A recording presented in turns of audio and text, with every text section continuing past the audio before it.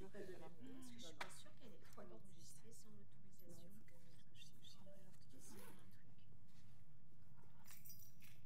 On s'y met ou pas? On démarre?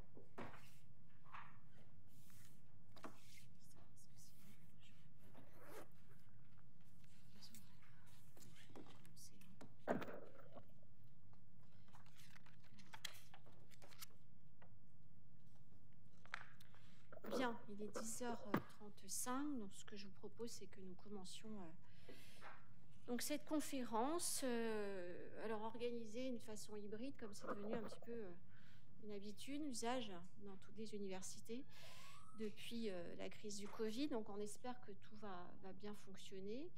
A priori, les essais ont été concluants. Hein, ça devrait marcher.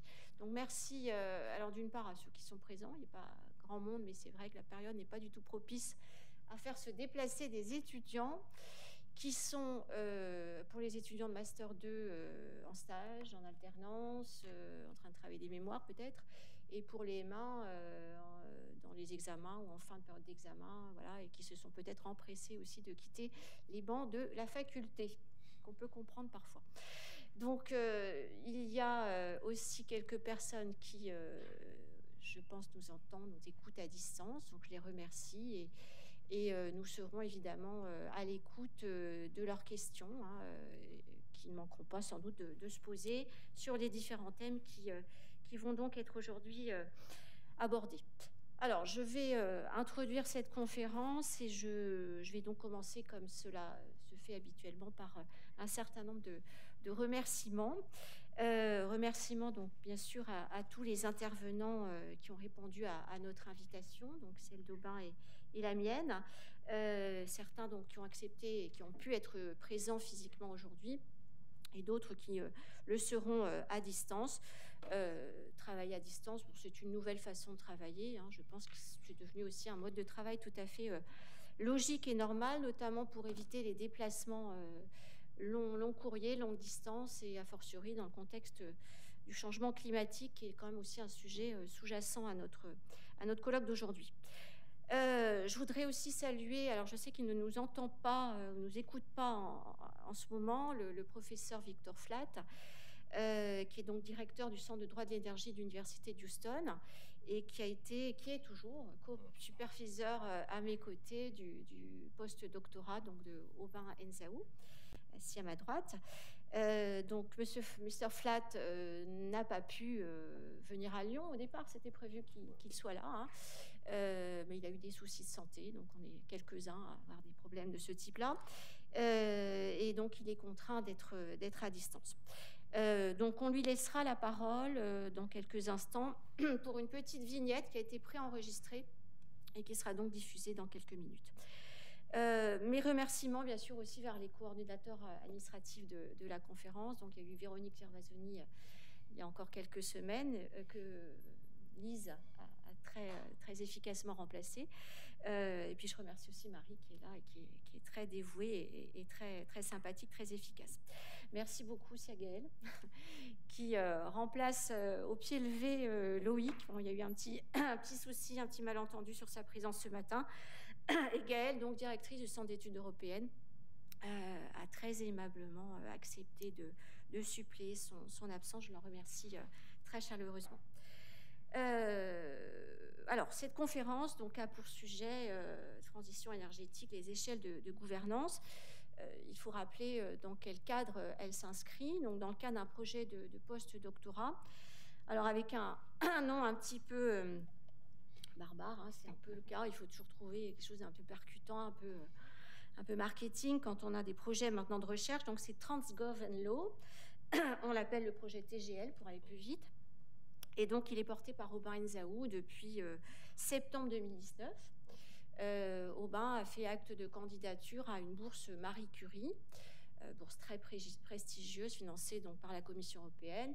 Et donc on a travaillé sur ce projet. Il a été lauréat, donc évidemment il peut en être très très très fier. Donc ce projet a pour particularité d'être co-dirigé, co-supervisé par 2 personnes, donc moi-même et un universitaire étranger. Et donc on s'était tourné vers le professeur Flatt, donc éminent juriste en droit de l'énergie à l'échelle internationale. Alors ce projet comporte 2 phases. Une première séquence d'abord qui a eu lieu, alors si, j'espère que je ne fais pas d'erreur, Aubin tu me corriges si j'en fais, de septembre 2019 à septembre 2021. Aubin a été accueilli à Houston, donc au laboratoire de Victor Flatt. Il y a travaillé de façon très intensive, très remarquable, avec différentes approches. Je crois qu'il y a eu un travail de terrain en partie, donc collecte d'informations auprès donc des acteurs de la transition énergétique, en particulier donc de la société civile, puisque je ne l'ai pas dit, mais son projet, j'ai donné le nom du projet, mais son projet a pour objet de s'intéresser au rôle de la société civile, des ONG plus spécifiquement, dans la transition énergétique. Voilà, donc collecte d'informations sur le terrain, sondage, etc. Puis aussi, bien sûr, recherche académique plus classique avec l'organisation de séminaires, de conférences diverses et variées. J'ai participé à quelques-uns d'entre eux. Alors, je dois dire que je suis assez, je trouve qu'Aubin a produit un travail assez remarquable dans un contexte qui était particulièrement difficile, puisque donc les 2 années en question furent ou ont coïncidé avec la crise Covid, essentiellement. Donc il a mené ses missions de façon très agile, alors même que ce n'était pas toujours facile. Je salue son courage, son abnégation et le fait qu'il est resté toujours très impliqué dans le projet. On a pu communiquer, mais on n'a jamais pu se voir pendant 2 ans, puisque les frontières étaient fermées. Alors, les frontières se sont rouvertes heureusement, et Aubin a pu revenir parmi nous. Depuis septembre 2021, donc dernière et deuxième phase du projet, il est accueilli à Lyon 3, dans son centre d'études européennes. Donc, il travaille désormais à nos côtés. Il continue donc d'animer des événements, etc., des webinaires notamment, autour bien sûr de son thème de recherche. Il consolide ainsi et densifie ses travaux, et puis il a également cette année eu l'opportunité donc d'effectuer un certain nombre d'enseignements, notamment dans les masters que je dirige, et je sais que son enseignement a été très apprécié. Alors, la conférence d'aujourd'hui s'inscrit dans le cadre donc, de cette 3e et dernière année de postdoctorat. Et donc, elle y constitue même un moment important, puisque c'est le dernier événement important. Donc, en quelque sorte, la manifestation qui vient clôturer ce post-doctorat. Alors, sachant qu'on avait la contrainte de la faire à cette période de l'année, ce qui n'était pas forcément toujours simple pour donc trouver des participants et puis surtout pour arriver à mobiliser le public, et on peut le constater aujourd'hui. Alors, il a fallu réfléchir il y a quelques semaines et même quelques mois au thème de cette ultime conférence de post-doctorat. Et donc, nous avons pensé qu'il serait intéressant de traiter donc des échelles de gouvernance de la transition énergétique, ce qui était un moyen donc de garder le focus du sujet de Bain, tout en l'élargissant, donc de rester sur cette thématique, les acteurs de la transition énergétique, mais essayer aussi d'élargir donc ce sujet en lui trouvant une autre dimension. Alors, ce sujet ne peut évidemment s'envisager sans que l'on ait au préalable défini ces termes principaux, et nous avons donc 2 grandes expressions sur lesquelles je voudrais donc très rapidement faire quelques observations, quelques commentaires. Et donc les 2 grandes expressions constitutives du sujet, donc en premier lieu la transition énergétique. Alors il manque un adjectif d'ailleurs dans l'intitulé, et c'est sur cet article que je vais m'arrêter quelques instants en premier lieu. Et puis en deuxième lieu, donc on évoquera la question et la notion aussi donc des échelles de gouvernance. Alors transition énergétique, mais sans article, sans déterminant ici, dans l'intitulé du colloque. Alors, le choix du déterminant me semble au demeurant important. puisque parler de la transition énergétique, ce n'est pas parler d'une transition énergétique, ce n'est pas tout à fait la même chose, et donc je voulais ici expliquer pourquoi. Alors, une transition énergétique, c'est quoi? Alors, en soi, c'est pas défini, hein, il faut donc aller regarder dans le dictionnaire. Une transition, c'est quoi? C'est le passage des dictionnaires en général lent et graduel d'un état à un autre. Et donc, si on lui ajoute l'adjectif ou l'épithète énergétique, on comprend donc qu'il s'agit manifestement d'une évolution aussi, sur une durée aussi qui va être plus ou moins longue, du système énergétique, du modèle énergétique, on l'appelle comme on veut, en tout cas donc des différents modes d'utilisation de l'énergie. Donc ça, c'est une transition énergétique. Mais la transition énergétique, donc je change d'article, c'est à peu près quelque chose de comparable, mais ce n'est pas tout à fait la même chose. La transition énergétique, c'est celle qui est en cours aujourd'hui. Alors, c'est celle qui est en cours aujourd'hui. Donc, c'est la modification des modes de production et de consommation de l'énergie. C'est une modification structurelle et profonde. Et c'est une modification qui est donc à corréler aux grands enjeux contemporains. Les grands enjeux contemporains qui sont de facto les enjeux principalement environnementaux. C'est une transition donc déterminée par des enjeux avant tout environnementaux. Et donc c'est en cela que cette transition énergétique présente une certaine spécificité, en tout cas en regard de celle qui a déjà eu lieu, celle qui l'a précédée, celle qui a fait suite à la révolution industrielle ou qui s'est inscrite dans le contexte de la révolution industrielle, celle qui, de son côté, a conduit à l'avènement des énergies fossiles. Donc évidemment, ce n'est plus du tout la même chose que l'on constate ici. Et ainsi donc que l'a très bien décrit un éminent juriste en droit de l'énergie qui sera dans ces locaux la semaine prochaine pour parrainer le master de droit de l'énergie, donc Pierre Sablière. Il écrit donc la transition énergétique, hein, c'est le passage à terme des énergies non renouvelables, pétrole, charbon, gaz, uranium, il inclut aussi l'uranium, aux énergies renouvelables, pouvant s'accompagner d'une réduction des émissions de gaz à effet de serre, d'une réduction des risques environnementaux et d'une réduction des pollutions et déchets dangereux. Donc le prisme environnemental, mais entendu de façon extensive.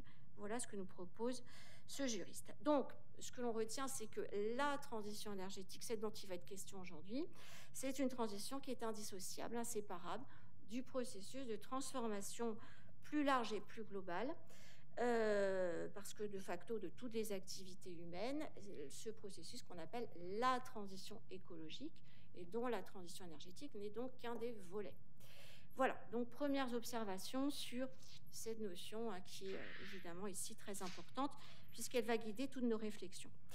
La deuxième notion donc, qui figure dans cet intitulé, c'est celle des échelles de gouvernance, qui mérite aussi, à mon sens, donc, quelques éléments de clarification. Alors, d'abord, la notion de gouvernance, donc, qui est un terme aujourd'hui très utilisé, un peu galvaudé même, avec un sens qui reste assez vague, assez flou, puisqu'en réalité, ce que nous dit le dictionnaire, là aussi, c'est que c'est la manière dont un domaine d'activité ou un sujet est gouverné, et ceci, quels que soient les acteurs concernés. La manière dont un domaine, un sujet est gouverné. Donc, si j'applique ce terme à la transition énergétique, quelles sont mes conclusions, observations? Alors, je dirais d'une part que, en tant que la transition énergétique, ou qu'une transition énergétique correspond à l'évolution du modèle énergétique, forcément, cette évolution a vocation à être concrétisée dans des actes, donc il y aura un contenu à lui donner, mais s'il y a des actes, il faut des acteurs. Donc effectivement, il y aura des acteurs de la transition en question, des acteurs pour la mettre en œuvre, des acteurs pour la décider ici aussi, bien évidemment, en amont. D'autre part, en tant que, et c'est là aussi que les choses sont importantes, en tant que la transition énergétique constitue, donc je l'ai dit, un volet d'une autre transition, la transition écologique, sa gouvernance a aussi, par là même, de très grandes chances d'être corrélée donc, à celle de la transition écologique. Donc, autant dire que, par la force des choses, il y aura des liens, il y a des interactions entre donc, ces deux transitions et ces deux gouvernances aussi qui vont s'ajouter, s'intercaler ou interagir forcément ou nécessairement. Alors, justement, donc, le colloque d'aujourd'hui s'inscrit dans cette perspective-là. Donc, présenter donc, la gouvernance de la transition énergétique en tant qu'elle est donc le fait, probablement, et ainsi que ça va apparaître dans les différentes interventions, le fait d'acteurs multiples, acteurs variés, et acteurs qui interviennent à différentes échelles. Alors, acteurs multiples et variés, donc on le verra, les acteurs publics évidemment, on a parlé de la décision, de l'élément décisionnel ici, il est important, donc des acteurs publics pour prendre les décisions donc, qui s'imposent, mais aussi forcément les acteurs privés, donc les ONG, l'individu, l'entreprise, etc., qui sont invités à être donc partie intégrante de cette transition qui bien sûr les concerne au premier chef, et qui sont même parfois, je pense à certains articles du Code de l'énergie, qui sont convoqués à être partie prenante de cette transition énergétique, donc d'en être vraiment des acteurs à proprement parler. Alors, des acteurs divers, multiples, et puis des acteurs donc, dont il y a lieu de constater qu'ils interviennent à des échelles différentes, et des échelles différentes qui correspondent de facto aux échelons multiniveaux, dans lesquels, ou dans le cadre desquels s'appréhende donc la transition écologique et plus précisément le problème du changement climatique. Ces échelons multiniveaux, donc on les a identifiés ici. Il y a l'échelon donc supra-étatique, donc on a ici inclus le niveau international et puis le niveau aussi des unions régionales, puisque ce niveau-là peut présenter, on le sait par avance, des éléments de spécificité. Il y a aussi l'échelon ou l'échelle étatique, évidemment que l'État sera présent. En matière d'énergie, l'État est resté très longtemps exclusivement souverain, donc il tend à l'être beaucoup moins aujourd'hui, mais l'État joue un rôle toujours majeur et important en matière de politique énergétique. Il y a aussi évidemment l'échelle infra-étatique, donc on entend par là le rôle essentiellement des collectivités territoriales. Alors collectivités territoriales avec évidemment des responsabilités qui peuvent varier d'un État à l'autre, d'une situation à une autre. Et puis, donc, sans oublier enfin la question donc, de l'intervention de l'individu, donc à l'échelle non étatique, l'individu au sens très large du terme, et l'intervention peut-être sous des dimensions variables. Alors, la juxtaposition donc d'échelles différentes, d'acteurs et d'échelles différentes, qui vient confirmer, s'il le fallait, que la gouvernance renvoie rarement à une entité unique, mais plutôt à un système d'entités décisionnelles. Elle repose en effet fondamentalement sur une approche systémique, ou plus précisément se décline en un système de gouvernance, ou bien encore implique un processus de gouvernance. Donc c'est la raison pour laquelle je pense que les interventions qui viendront probablement montrer que les interventions dont il s'agit ici ne sont pas des interventions isolées ou indépendantes les unes des autres, la logique des interventions en silo en quelque sorte, mais sont au contraire des interventions qui sont vouées à interagir, à se combiner, etc. Donc c'est dans une logique sans doute de rapport de système qu'il faudra l'envisager. On le sait notamment dans le cas de l'Union européenne, il y a cette idée d'union de l'énergie dans le cadre de laquelle a été pensée une gouvernance globale. Donc ce colloque donc, devrait montrer ces rapports de systèmes dans le cadre de ces échelles donc, diverses et variées. Et je remercie donc à nouveau chaleureusement donc, les interventions des académiques, des professionnels, il y en aura aussi cet après-midi, membres d'administration publique en tout cas, et puis donc de tous mes collègues qui sont là, d'avoir accepté d'y contribuer. Merci à vous tous.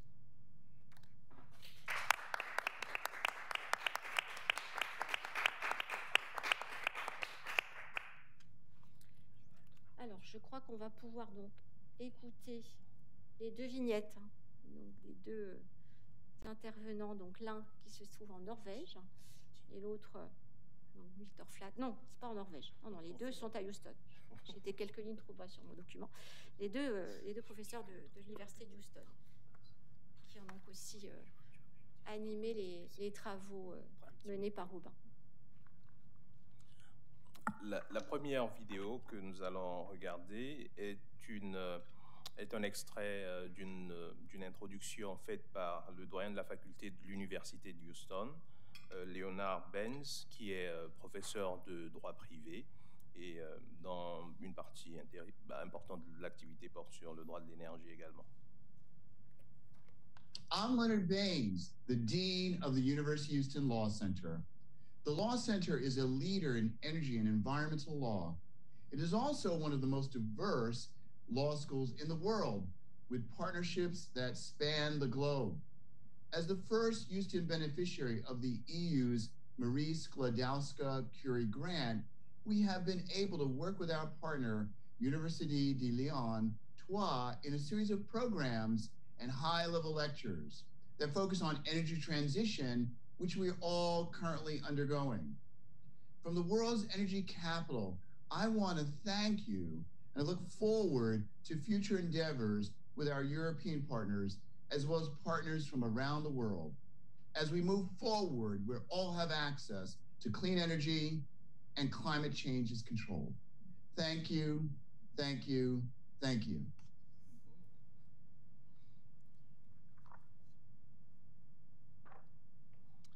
Et la prochaine vidéo sera celle du professeur Victor Flatt, qui est professeur de droit public à l'Université de Houston et directeur du centre de recherche en droit de l'énergie que la professeure Bernadette Lebeau-Ferré. I'm Leonard Baines, the Dean of...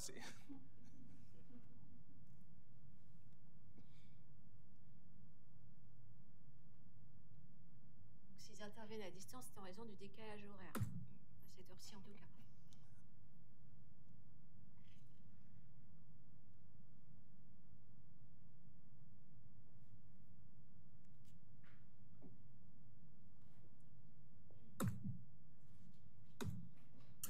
Bonjour et bienvenue. Je m'appelle Victor Flatt et je suis le directeur du programme de droit de l'environnement au Centre de droit de l'Université de Houston.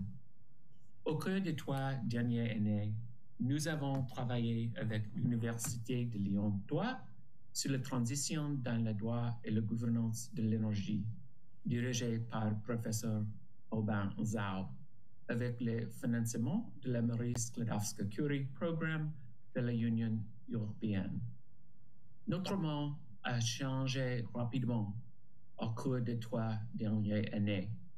Et tout cela concerne la transition vers l'abandon des combustibles fossiles.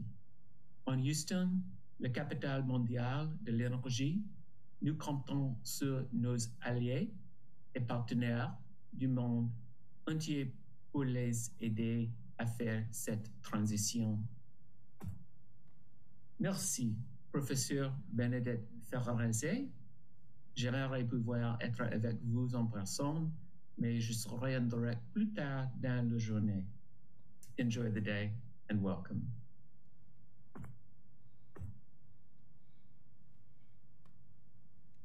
Parfait, formidable.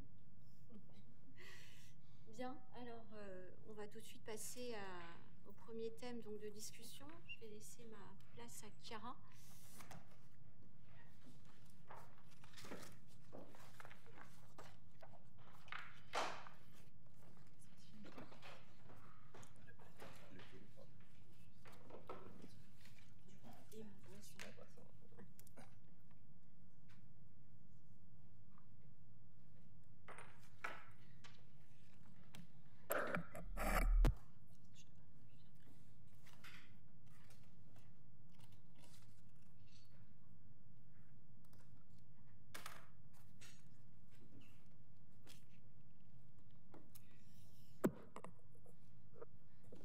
Alors, bonjour à toutes et tous. Donc, je suis Yael Marty, professeure de droit public ici et directrice du Centre d'études européennes. Alors, je suis ravie d'être ici et de devoir ma présence à l'abandon de poste de Loïc.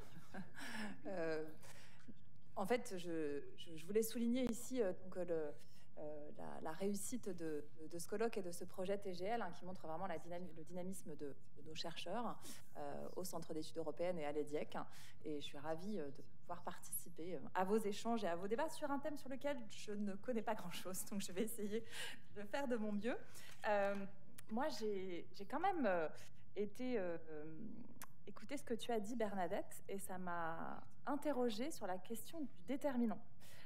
Tu dis qu'en effet, la transition énergétique est déterminée. Et je me suis demandé dans quel sens on pouvait utiliser ce terme. Et à mon avis, il y a déterminé dans le sens où il y a une volonté. On est déterminé quand on veut faire quelque chose. Il y a une volonté d'agir pour remédier à danger, dont on entend parler à chaque sommet sur le climat, à chaque rapport d'experts. Donc il y a cette volonté. Et à la fois, c'est aussi déterminé parce qu'on n'a pas une mallette d'outils à notre disposition qui est infinie. On a, j'imagine, des moyens d'action qui sont limités. Et donc, ces acteurs, ils interviennent à la fois dans une détermination qui est celle de leur volonté politique de remédier à la transition écologique. Et ils sont aussi, en quelque sorte, surdéterminés par la limitation des ressources naturelles, certainement, et tout un tas d'enjeux qui nous dépassent, qui les dépassent, et qui rend certainement obligatoire, parce que je pense que le thème est très bien trouvé, la mise en œuvre d'échelles de gouvernance.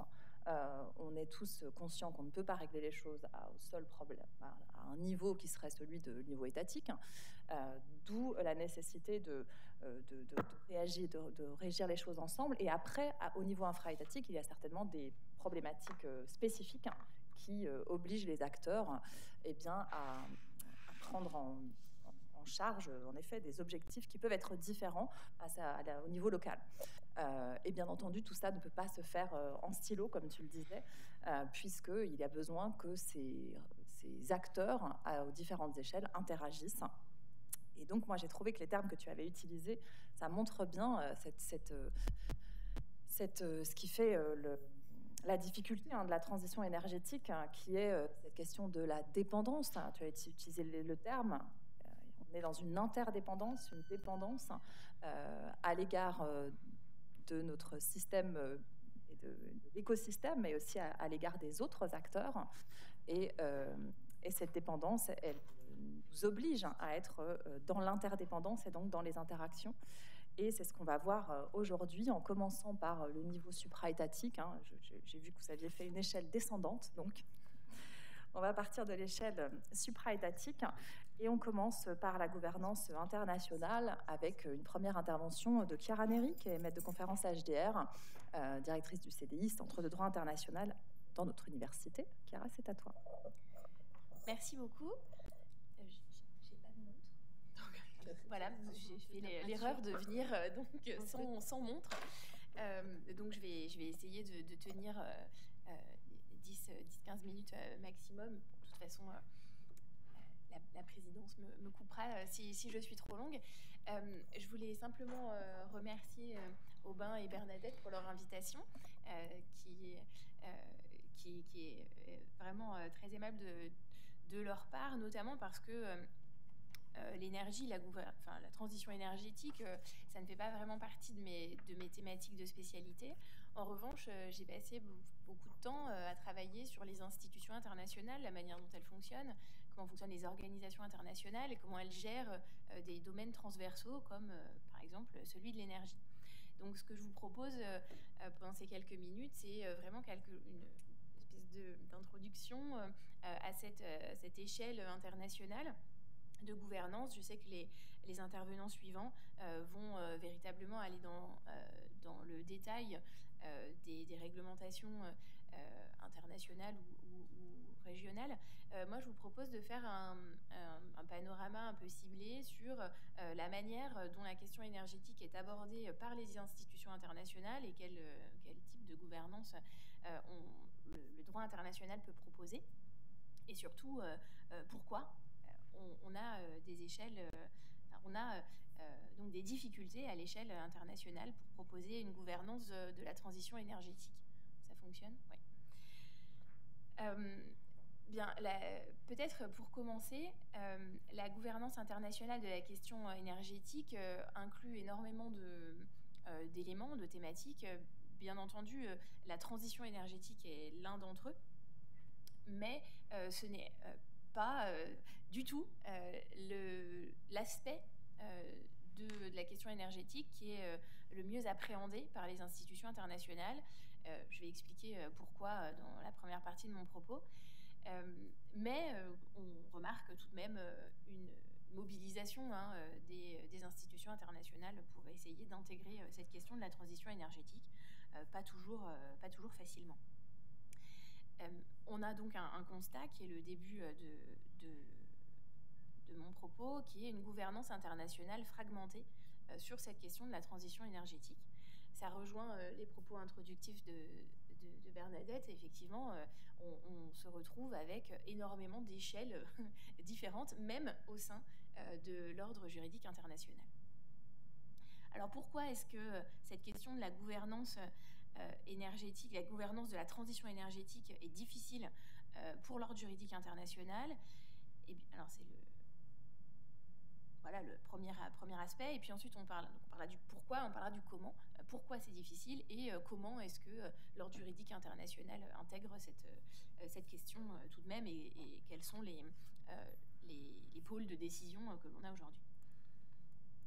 Alors d'abord, ça va être très rapide, la problématique qui, à mon sens, est la plus difficile à surmonter pour l'ordre juridique international, c'est le statut des ressources énergétiques en droit international classique, et ce fameux concept de souveraineté permanente sur les ressources naturelles qui place dans l'ordre juridique international l'État au centre des réglementations en matière d'énergie et en matière de ressources énergétiques. Bien sûr, ce régime, il a été pensé pour les ressources fossiles, principalement, mais il est formulé de manière tellement large qu'il va pouvoir s'appliquer également aux ressources naturelles renouvelables qui pourraient produire de l'énergie.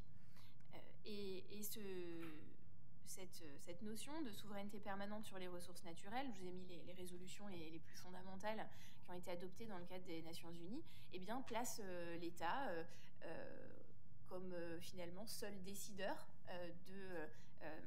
des règles qu'il applique à ses ressources énergétiques. Seul décideur dans l'ordre juridique international, ça veut dire que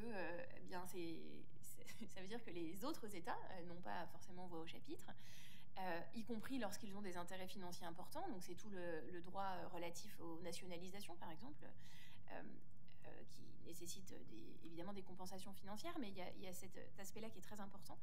Et puis, ça veut dire également que, à partir du moment où le droit international reconnaît de manière très claire une souveraineté permanente des États sur ces ressources, il est compliqué pour les États de se mettre d'accord sur des règles communes qui vont les lier et donc, évidemment, baisser leur marge de manœuvre et encadrer leur marge de manœuvre. Ça explique pourquoi des règles proprement internationales relatives au sens universel, relatives à l'énergie, sont finalement extrêmement peu nombreuses. Et elles sont... c'est la slide suivante. Non, c'est pas là. Voilà. Elles sont peu nombreuses et elles sont globalement assez anciennes et relatives aux énergies fossiles et donc pas forcément toujours en lien avec la transition énergétique. Donc peut-être juste deux éléments là pour bien comprendre le pourquoi. Donc les règles universelles qui portent sur la question énergétique, qui existent, donc les traités internationaux qui portent sur la question de l'énergie, elles existent, mais elles sont rares en raison de la souveraineté permanente des États, et elles ont globalement trait à la sécurité de l'approvisionnement et aux questions de régulation des investissements. C'est-à-dire l'investisseur étranger qui va investir dans un projet énergétique dans un État, comment il va être protégé d'une éventuelle changement de règles dans l'État ou d'une éventuelle nationalisation, etc. Donc ces règles-là, oui, on a des règles internationales, des traités qui ont été adoptés. Je pense aux traités sur la charte de l'énergie, par exemple, ou des traités bilatéraux d'investissement que les États vont pouvoir conclure entre eux et qui traitent globalement de questions énergétiques. Sorti de ces traités-là, on n'a pas de grand traité international sur la question de la transition énergétique et surtout sur les énergies renouvelables. En revanche, on a quand même des règles universelles qui sont situées ailleurs qui sont des règles universelles obligatoires, qui portent sur la transition énergétique, mais c'est une réglementation indirecte, notamment par le biais des règles environnementales, de la lutte contre les changements climatiques, bien entendu, avec la Convention de Rio sur donc la Convention cadre des Nations Unies sur les changements climatiques, les protocoles qui ont été adoptés dans ce cadre, Kyoto dans un premier temps, et aujourd'hui l'accord de Paris, qui porte, bien entendu, qui comporte des dispositions, liées à la question énergétique et surtout à la question de la transition énergétique et des énergies renouvelables. Et puis, il y a évidemment la question des droits humains. En droit international des droits de l'homme, et bien évidemment, il y a des questions qui sont liées à la transition énergétique, à la protection de l'environnement, à la montée en puissance de ce droit à un environnement sain, par exemple, qui implique parfois des questions énergétiques. Mais c'est une réglementation indirecte. En revanche, on va avoir un effort de réglementation de cette transition énergétique à proprement parler, par le biais de certains instruments et de certaines institutions dont on parlera juste après, mais ces instruments, pour le moment, sont essentiellement de la soft law, notamment les objectifs de développement durable des Nations Unies, qui intègrent pour le coup de manière très claire et très explicite la transition énergétique, mais qui restent donc des instruments de soft law. On va voir comment... Voilà. Donc ça, c'est un peu topo général sur le pourquoi la question de la transition énergétique en droit international dispose d'une gouvernance assez compliquée, pas du tout fluide et un peu fragmentée, en raison donc de ces difficultés de réglementation. Je parle sous le contrôle d'Aubin qui maîtrise beaucoup mieux que moi ces questions. Et puis peut-être pour avancer, le comment maintenant, quels organes de régulation de quels organes de régulation dispose-t-on dans l'ordre juridique international? Comment fonctionne-t-il? Là, on est face à la même difficulté de créer des organes de régulation universels sur cette question de transition énergétique. Bien entendu, j'ai laissé de côté les questions régionales qui seront traitées un peu plus loin et pour lesquelles ce constat ne se retrouve pas forcément, notamment à l'échelle de l'Union européenne, que j'ai exclu. Difficulté, oui, parce que beaucoup de forums spécialisés, soit par type d'énergie, soit par région, et donc difficulté de trouver une échelle de régulation qui soit une échelle véritablement universelle. Or, pour cette question de la transition énergétique, comme l'a rappelé Gaëlle et l'a rappelé Bernadette, c'est absolument indispensable d'avoir une échelle de gouvernance qui soit une échelle universelle, puisque la problématique est universelle et qu'on ne peut pas avoir des effets efficaces si on n'a pas une implication universelle de tous les États, bien sûr, puisqu'on est dans l'ordre juridique international, mais également d'autres échelles de gouvernance qui doivent être intégrées à l'échelle internationale, notamment la société civile, les institutions infra-étatiques, par exemple, qu'il faut pouvoir intégrer dans cette gouvernance internationale de la transition énergétique. Donc ça, c'est compliqué. Des forums par type d'énergie. Le plus intéressant, dont on dira deux mots, c'est l'IRENA, je développerai juste après, ou par zone géographique, comme l'Agence internationale de l'énergie, qui finalement ne regroupe que des États de l'OCDE et qui reste donc très limité en termes géographiques. Et puis on se retrouve aussi avec une multitude d'institutions qui vont être compétentes pour la question de l'énergie, mais là aussi de manière un petit peu subsidiaire ou alors de manière indirecte. Des organisations généralistes comme l'Organisation des Nations Unies qui a un rôle important, je reviendrai dessus, des institutions qui ne sont pas des organisations internationales mais qui vont se saisir de cette question de la transition énergétique dans certains documents comme le G8, le G20, d'autres institutions qui n'ont pas forcément une vocation généraliste mais qui ont une vocation environnementale ou économique qui vont se saisir de ces questions-là. Alors pour les organisations à vocation économique, on retrouve ces débats au sein de l'OMC, par exemple, au sein des différentes banques d'investissement, au sein de la Banque mondiale, au sein des banques régionales également, au FMI, etc. Et puis on retrouve aussi la question, évidemment, dans des institutions à vocation environnementale, notamment les conférences des parties des différentes conventions environnementales qui... Évidemment, la plus importante, c'est celle de la Convention cadre des Nations Unies sur les changements climatiques, qui vont essayer de produire une forme de régulation de cette cette gouvernance de la transition énergétique. Mais tout ça est finalement explosé, si je puis dire, indirect. Et donc, depuis le début des années 2000, les Nations Unies, en tant qu'organisation universelle par excellence, vont essayer de mettre en place une gouvernance internationale de la transition énergétique qui soit un petit peu plus rationalisée et qui permette d'avoir une véritable une échelle qui soit la plus efficace possible, c'est-à-dire qui intègre non seulement tous les États au plan universel, mais en plus des acteurs non étatiques. L'Organisation des Nations Unies a été gênée dans cette entreprise par la réticence très forte de certains États en raison de leur souveraineté permanente sur leurs ressources naturelles, donc c'est le cas de certains États en développement par exemple, mais également de certains États dits développés qui souhaitent garder la main sur ces questions énergétiques qui sont évidemment financièrement très importantes pour eux. Quand même, on a des tentatives intéressantes au niveau onusien qui sont quasiment toutes liées aux objectifs de développement durable. Donc, très rapidement sur mes deux exemples de l'Agence internationale de l'énergie et de l'IRENA, et ensuite je vous parle des tentatives onusiennes, et très rapidement. Je vois le temps qui passe. Alors, l'Agence internationale de l'énergie, juste 2 mots. Cette agence, on pourrait se dire, bon, il existe finalement une agence internationale de l'énergie. Très bien. Alors, pourquoi est-ce qu'on a des problèmes de gouvernance internationale ? Bien parce que cette agence a été mise en place dans le cadre de l'OCDE à la suite de la crise pétrolière des années 70, et elle est restée à ce stade, c'est-à-dire pas au stade matériel. Hein, l'Agence internationale de l'énergie, bien sûr, aujourd'hui, est investie de missions qui ont trait aux énergies renouvelables et à la transition énergétique. Ça, c'est pas un problème de compétences matérielles, mais c'est un problème de compétences territoriales, c'est-à-dire que cette agence ne comporte comme États membres que les États membres de l'OCDE, ce qui est évidemment très limitant. En revanche, dans ces États-là, son action est plutôt efficace. Dans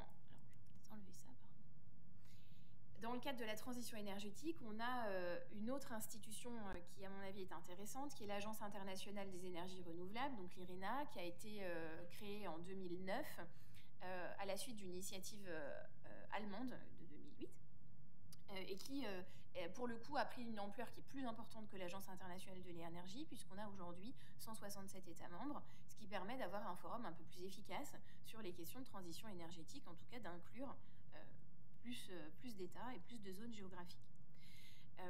Cette agence, on pourrait développer pendant les questions si ça vous intéresse, mais cette agence, elle mène des programmes de soutien aux États.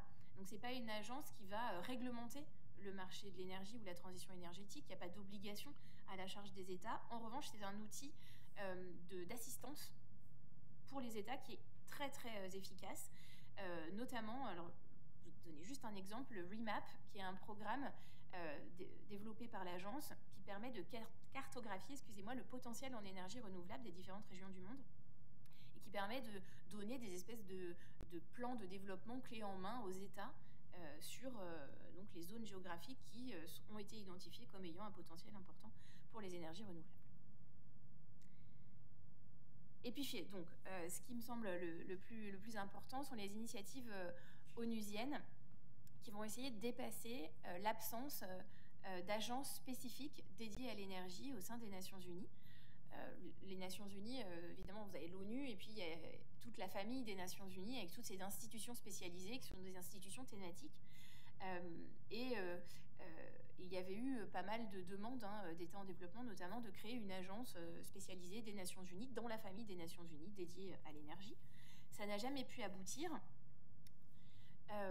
mais malgré cette absence d'agence spécialisée des Nations Unies en matière énergétique, l'ONU a essayé de développer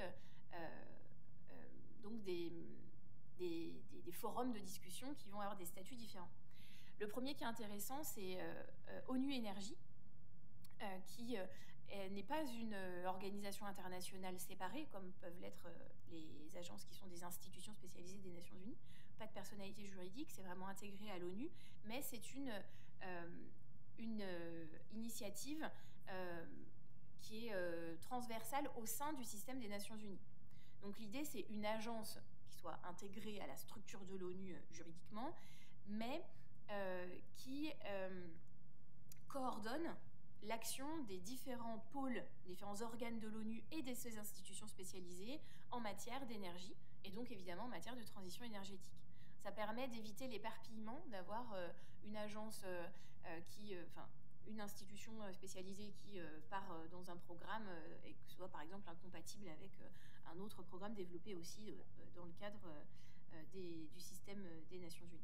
Donc aujourd'hui, l'ONU Énergie, c'est un mécanisme interagence donc, qui a pour objectif principal de promouvoir l'ODD 7, donc l'objectif de développement durable numéro 7, qui est donc lié à la transition énergétique et à l'accès à l'énergie durable pour tous.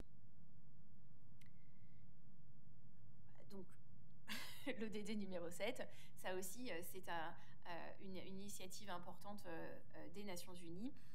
C'est évidemment de la soft law, mais dans le cadre des objectifs de développement durable, les Nations Unies ont mis en place des systèmes de surveillance, entre guillemets, mais qui permettent des indicateurs en fait, qui permettent de savoir où chaque État en est sur chaque objectif de développement durable. Et ça permet de garder une trace du développement et des objectifs à atteindre. Pour le coup, dans le cadre de l'ODD 7, on a vraiment cette ambition d'accroître la part de l'énergie renouvelable dans le bouquet énergétique mondial et donc cet objectif de transition énergétique. Voilà, dernier point, dernière initiative dont je voulais vous parler, qui est à mon avis la plus intéressante parce qu'elle est transversale aussi d'un point de vue vertical, c'est-à-dire que dans cette initiative C4All, c'est-à-dire Sustainable Energy for All, on retrouve l'ONU, on retrouve des États, on retrouve également des entreprises, la société civile, on retrouve des institutions financières, et donc on a une gouvernance qui vraiment, sur le papier, est globalisée. C'est une agence qui est assez récente, mais c'est pas une agence, pardon, ça a été créé par les Nations Unies. Aujourd'hui, ça n'est pas une organisation internationale intergouvernementale, ça pourrait être assimilé à une ONG qui donc travaille à développer l'accès à l'énergie durable pour tous. Donc la question de la transition énergétique n'est pas le seul objectif de C4All, mais fait partie de cet objectif d'accès à l'énergie durable pour tous. Et donc, il travaille avec la réalisation de l'ODD 7, avec la mise en œuvre de l'accord de Paris, et donc est inclusif en termes de gouvernance. Voilà, j'ai trop parlé, je suis navrée, je vous présente mes excuses. Et si vous souhaitez développer un point de ma présentation, c'est avec plaisir par la suite.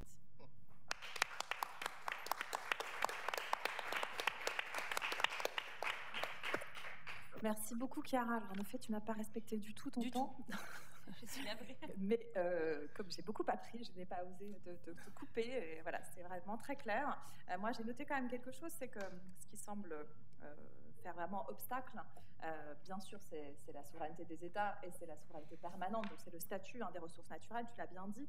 Et on voit bien que tu as dit à un moment, l'État est le seul décideur en la matière.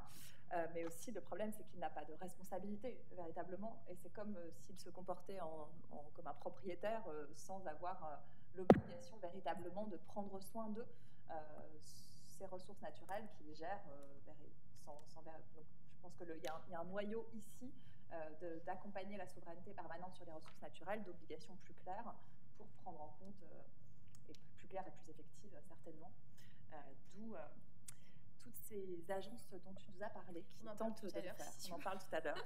Je vais passer la parole à Ignacio Herrera. Je ne sais pas si vous nous entendez. Yes, I am here. Sorry, my French is pretty bad. I managed to get to pay the taxes because my mom lives at the border with Spain in the French part of the Basque Country, but that's about it. So what I can say is bonjour. I'm Ignacio Herrera-Chustegi, Associate Professor in the University of Bergen, Norway. From what I can see, you're nodding and some of you are laughing. This is me, so it is working. Good, because technology never works. I must say, first, thank you so much for this invitation to the University of Lyon. I'm very, very glad to be invited to this conference and also to be a part of it. I would have loved to be in person there, but reality is that it's a little bit difficult. And also in an energy transition conference, sometimes I start to wonder, should we do also a climate transition where we fly a little bit less? Because something that COVID told me is that it's much nicer to meet people in person, but also sometimes it's a little bit easier to do it online. So that being said, I want to continue with the part of the discussion on international governance, and it's going to be difficult to follow Chiara's very nice and very clear presentation. Chiara, I liked it very much because you gave me a good introduction to what I'm going to try to present. I'll share my screen with you now, and you let me know if after having a PhD this is working. I hope you see the full screen now. Yes. Yes? Excellent. So I'm going to talk a little bit about the international relationship between what happens in public international law and national law by looking at decommissioning and sustainability. And I think probably 95% of you have not heard what decommissioning is before, even if you are a very expert panel when it comes to energy, because this is a topic that I think for the time being is under discussed. But basically it's about removing oil and gas and renewable energy assets from where they are located and what are we going to do with them after. So I know I have about 15 minutes, so I'll be quick. The first thing is that in part of the energy transition, we put a lot of what I call stuff offshore, like this. Wind parks that are going to be there. In France, you have already quite a few already offshore wind parks. You have some oil and gas activity, very little. Total has explored other places instead. But we do this because we want to exploit natural resources. And the reality is that the world is becoming small. We are 8 billion people, and we are exploiting natural resources now ever more at sea. We have never done this before. We're pushing it. The final frontier is going to be the space, but the sea is no longer the final frontier. And we will put more because the energy transition is forcing us to do this. But also we need to start thinking, what are we going to do when the life of this kind of things ends? What are we going to do with what I call this stuff? And this is where international law and national law might have something to say. And I tell you already, it says very little. So to give you a perspective, we have about 10,000 oil and gas platforms in the world. We have more than 160 offshore wind farms with thousands of turbines installed. We know that Europe is going to have more wind farms. We're going to have, you like it or not, more oil and gas activity. And these structures are massive. And when they're massive, you probably have seen one of these buildings that are here, because it's in the capital of your beautiful country, the Eiffel Tower in Paris.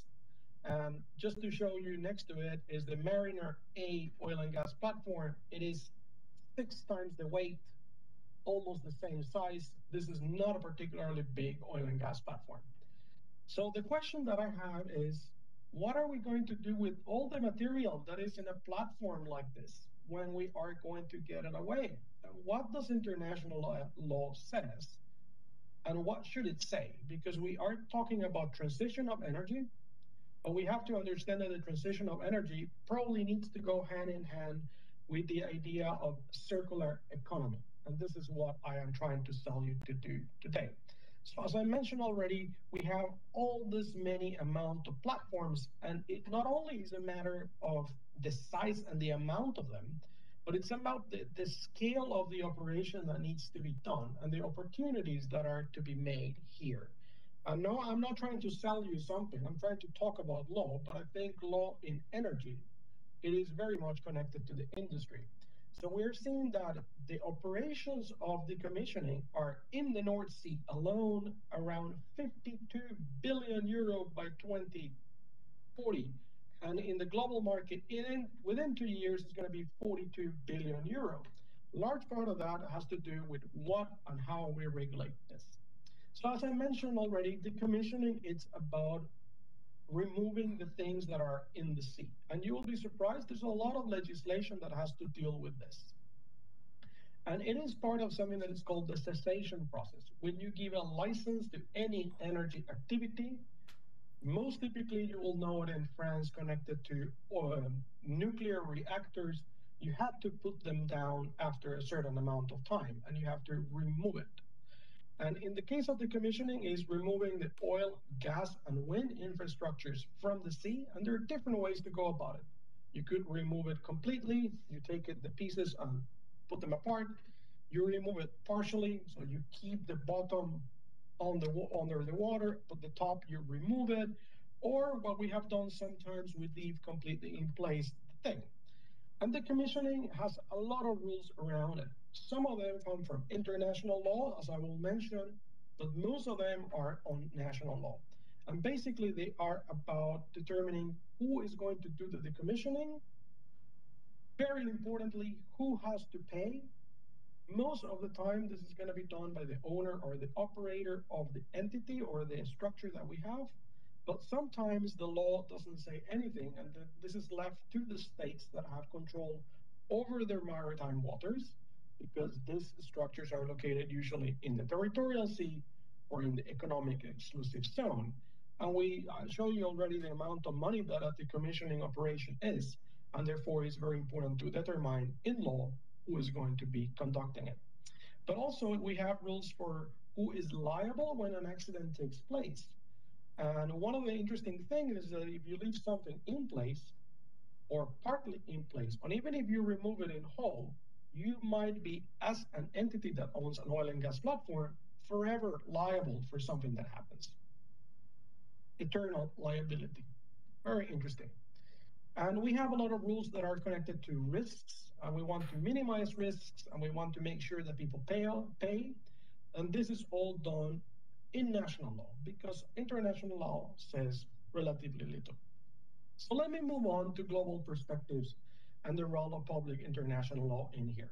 And this is based on a work that I've done with some colleagues. I will send the link later on to this report, in which we try to understand how decommissioning is done on a global scale. And more importantly, for this discussion on the energy transition, what does public international law has to say about it? So there are several public international law treaties that are discussing decommissioning. The most important ones are related to the use of the sea as an area, because when you're working on your own national territory, is national law the one that applies the most. And for oil and gas activity, we see that there are basically three instruments that are very important for us in Europe. The first one is a rule that is the London Convention of 1972 that says you're not allowed to throw things at sea, which is called dumping. And in addition to that, we have public international law, most particularly the UNCLOS, the United Nations Law of the Sea Convention, and then we will have the OSPAR Convention. I'll talk a little bit about this. And UNCLOS says, and this is the key instrument in international law that says minimum requirements to states that you have to remove. The main requirement is you have to remove whatever you put in place, and you also need to try to remove it in full. That is what the International Law of the Sea Convention says. And the reasons why you wanted to remove were mainly based because of safety issues. So no one was thinking about sustainability in 1982. Everybody was thinking what happens when a ship comes and crashes against one of these ones. And it applies only to the economic exclusive zone and the continental shelf, but not the territorial sea. So in territorial sea, you're allowed to do whatever you want. But the rule of UNCLOS, it doesn't say anything about pipelines or cables, and it doesn't say anything how to go about the materials that we have here. So it is not very sustainable in that sense, and it's definitely not circular. In addition to this, and France is a part of it, we have something that is called the OSPAR Convention from 1992. And the OSPAR Convention is an international agreement for the protection of the North Sea and the Atlantic. And basically, it is about making sure that you don't pollute the sea and you protect the environment in these areas. The convention deals with the commissioning. There is a decision that is called Decision 98/3, in which in international law sets some minimal suggestions on what to do with this kind of activity. And again, what I'm trying to show you is how international law plays with national law. But the decision is the only one in international law so far that I know that says when we are dealing with these structures, we have to think a little bit more circular. So we think about reuse, recycle, or final disposal on land. And therefore, it is a step further than UNCLOS that says absolutely nothing. UNCLOS says remove it. OSPAR Convention says remove it and try to think about what are you going to do with the material, because I already mentioned it to you. Some of these platforms are 6 times the weight of the Eiffel Tower, and they have a lot of material that can be reutilized. And because of this, after talking to a lot of engineers, that they were telling me all the time, there is so much material here that can be done and can be reutilized. Why don't we try to push for more sustainability and recircularity of the material? And this is where I come to the idea of sustainable decommissioning, which is something that I'm trying to work with in Norway, but also that is popping up all over the world now because decommissioning is becoming important. And as I mentioned already, international law, with the exception of the OSPAR Convention, says nothing about sustainability. And sustainability, I don't know if in France is the same as in Norway, it's a word that means anything. Sustainability can mean absolutely anything. And in this case, what sustainability, in my point of view, means is that it has to be environmentally, socially, and economically rational. It has to make sense in the 3 of those things. So it can be very environmentally friendly and socially accepted, but if it doesn't make sense when it comes to funding and budget and the market, is not going to take off, and vice versa. That's what it is to be. And decommissioning should try to say a little bit about this, because the material that these platforms have can be reutilized. It's a steel that can be melted again and put into something else, engines, parts, multi-million euros, specific parts of it made. And therefore, the law should start thinking about this.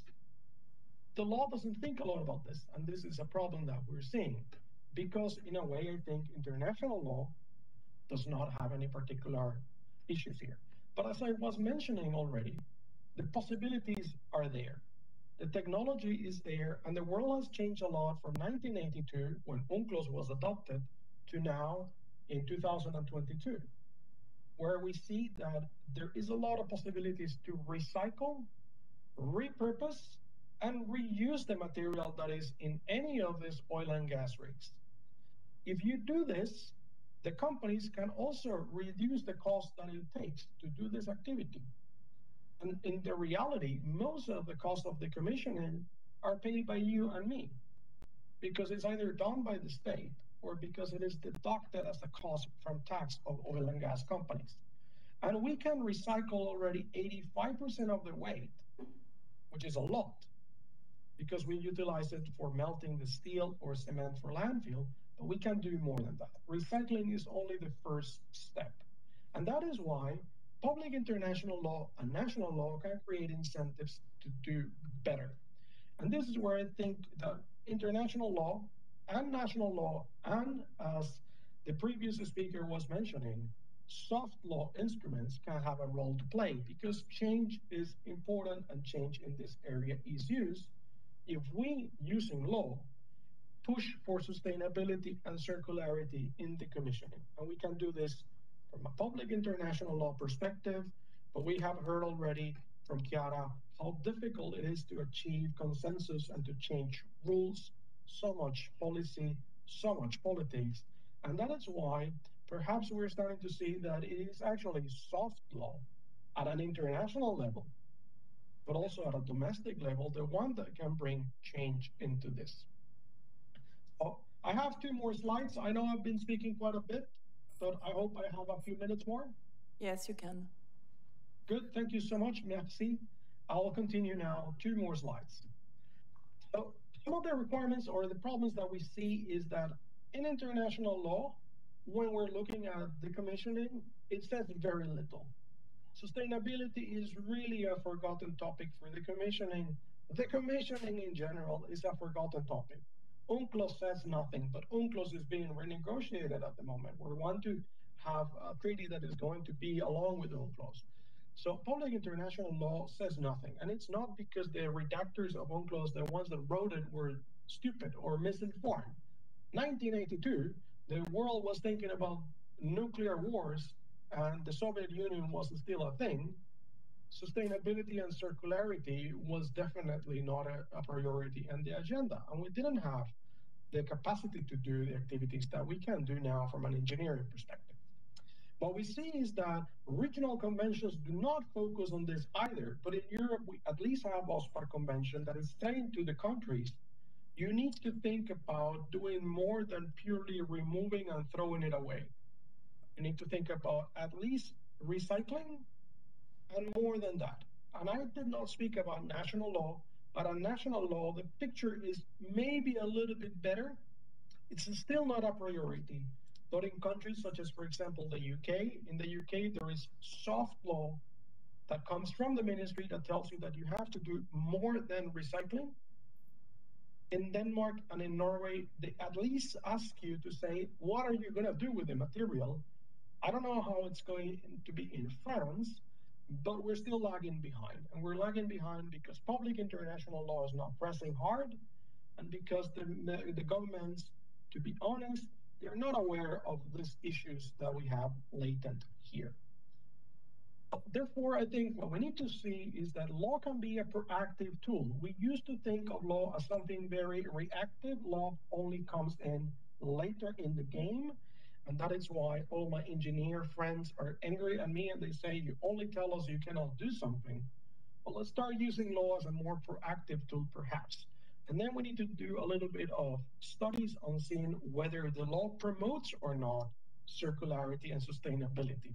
We also need to think a little bit about what law can do in the future. Should we push for transition of energy and circularity and using decommissioning as an example with hard law or with soft law? What about international level? Should we ask the International Energy Agency that Chiara was mentioning before to discuss these issues? Should we leave this to the United Nations?